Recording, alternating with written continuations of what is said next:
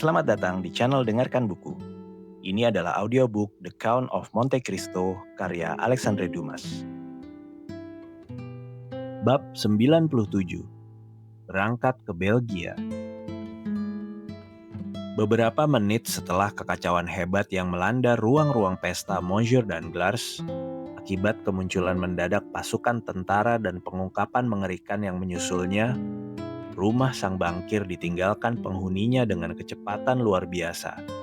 Seolah wabah pes atau kolera tiba-tiba merebak di antara para tamu.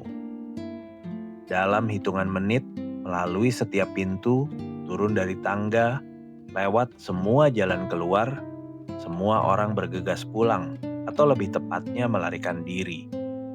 Dalam situasi seperti ini, ucapan bela sungkawa yang biasanya begitu antusias dilontarkan para sahabat terdekat saat terjadi malapetaka besar, terasa kosong dan tak berguna sama sekali. Yang tersisa di rumah sang bangkir hanya Danglars sendiri, terkunci di ruang kerjanya, sedang memberikan keterangan pada perwira gendarme. Madame Danglars gemetaran ketakutan, bersembunyi di boudoir yang sudah kita kenal. Dan Eugene, yang dengan langkah angkuh dan bibir penuh kebencian, telah menarik diri ke kamarnya bersama teman setianya, Mademoiselle Louise d'Armilly. Adapun para pelayan yang malam itu jumlahnya lebih banyak dari biasa karena diperkuat oleh koki dan pelayan dari Café de Paris, meluapkan amarah pada majikan mereka atas penghinaan yang mereka rasakan. Mereka berkerumun di aula, di dapur, atau di kamar mereka sendiri, hampir tak peduli lagi pada tugas yang kini terhenti secara mendadak. Dari seluruh rumah tangga itu, hanya dua orang yang patut kita perhatikan, Mademoiselle Eugene Danglars dan Mademoiselle Louise d'Armilly.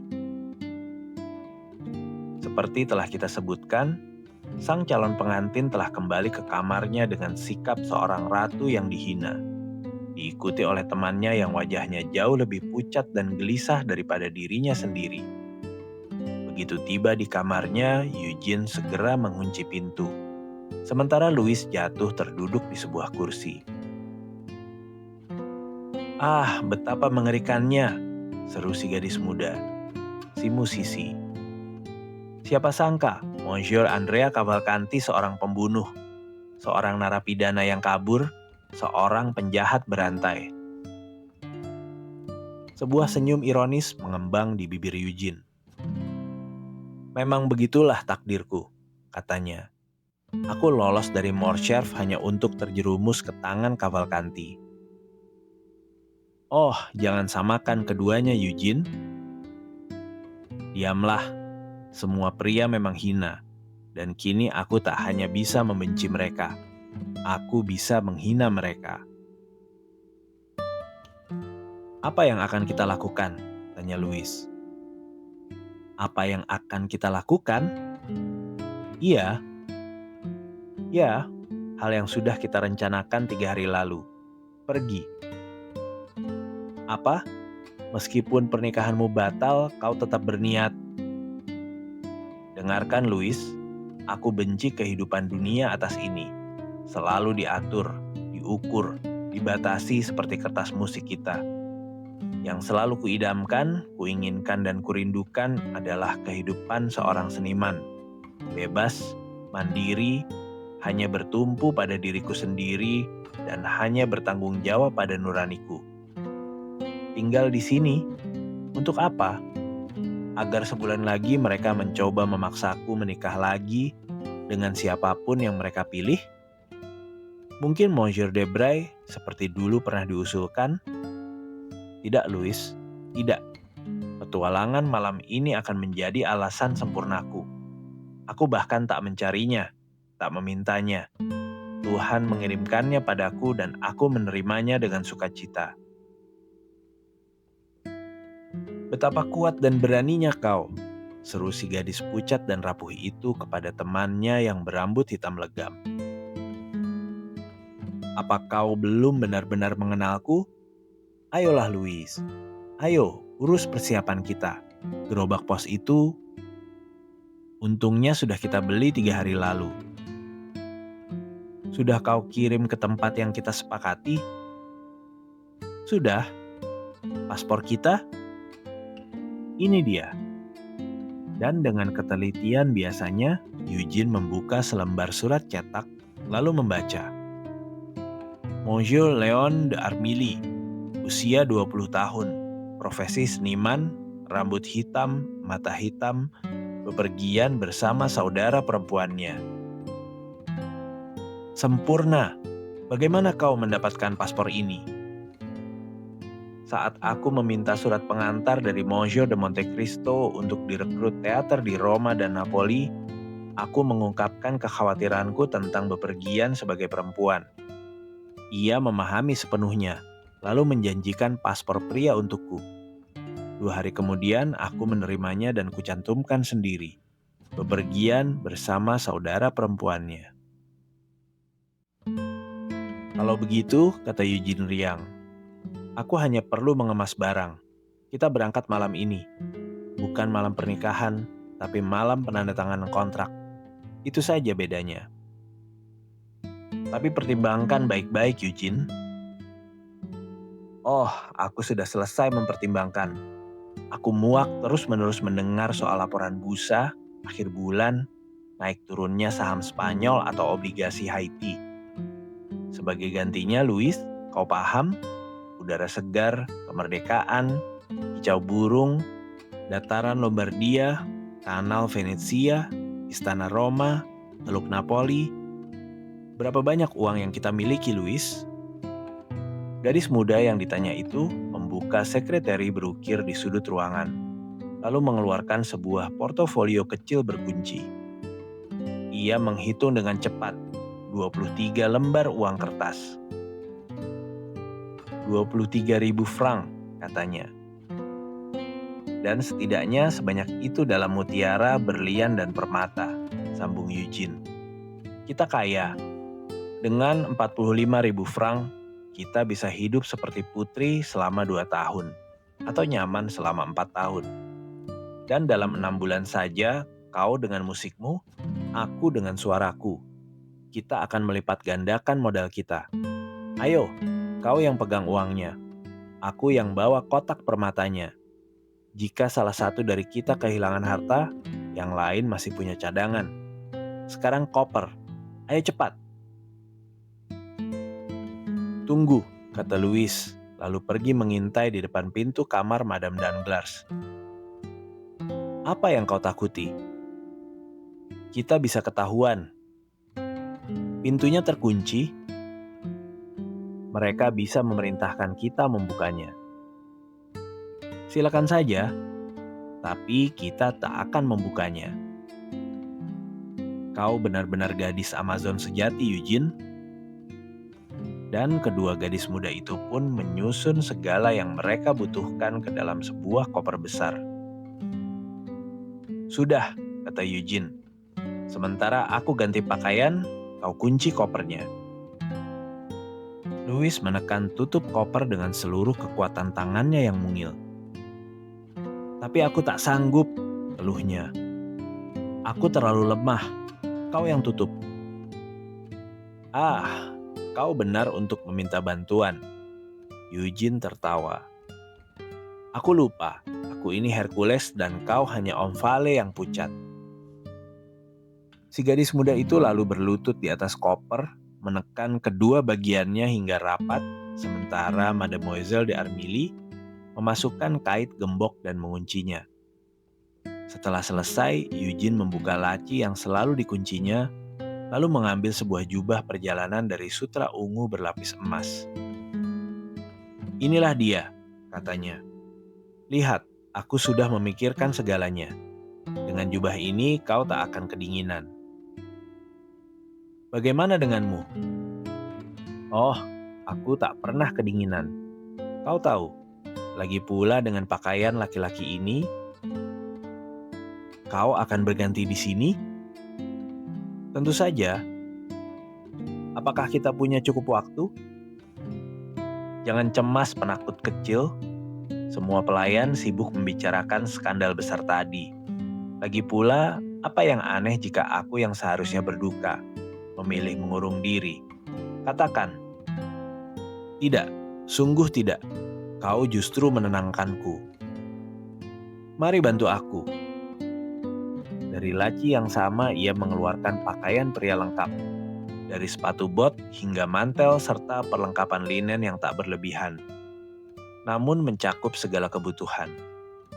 Dengan gerakan cepat, tanda jelas bahwa ini bukan yang pertama kalinya ia mengenakan pakaian lawan jenis, Eugene memakai sepatu bot dan celana panjang, mengikat dasi, menutup rompi hingga leher, lalu mengenakan jas yang sangat pas di tubuhnya yang ramping dan anggun. "Oh, itu sangat bagus, sungguh luar biasa," seru Louis, memandangnya penuh kagum. "Tapi rambut hitammu yang indah, jalinan tebal yang membuat semua wanita iri, apakah itu bisa masuk ke dalam topi pria seperti yang kulihat di sana?" "Kau akan lihat sendiri," jawab Eugene. Dengan tangan kiri ia menggenggam gumpalan rambut tebal itu, yang nyaris tak muat dalam jemarinya yang panjang, lalu dengan tangan kanan menggenggam gunting besar. Tak lama logam itu memotong helai demi helai rambut indahnya, yang jatuh berserakan di lantai saat ia bersandar ke belakang agar tak mengenai jasnya. Ia lalu memotong poni di depan wajahnya tanpa sedikit pun penyesalan. Justru matanya berkilat lebih terang di bawah alis hitamnya. "Oh, rambutmu yang indah itu," seru Louis sedih. "Bukankah aku jauh lebih tampan begini?" seru Eugene, merapikan sisa rambutnya yang kini benar-benar menyerupai pria. "Bukankah kau pikir aku lebih gagah sekarang?" "Oh, kau tetap cantik, selalu cantik," seru Louis. "Tapi sekarang kemana kita pergi?" "Ke Brussels, jika kau setuju. Itulah perbatasan terdekat. Dari sana kita bisa ke Ligue Aix-la-Chapelle, lalu menyusuri sungai Rhine menuju Strasbourg.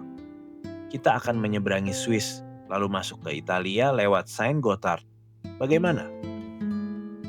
"Bagus. Apa yang kau pandangi?" "Aku memandangmu. Kau benar-benar memesona seperti itu.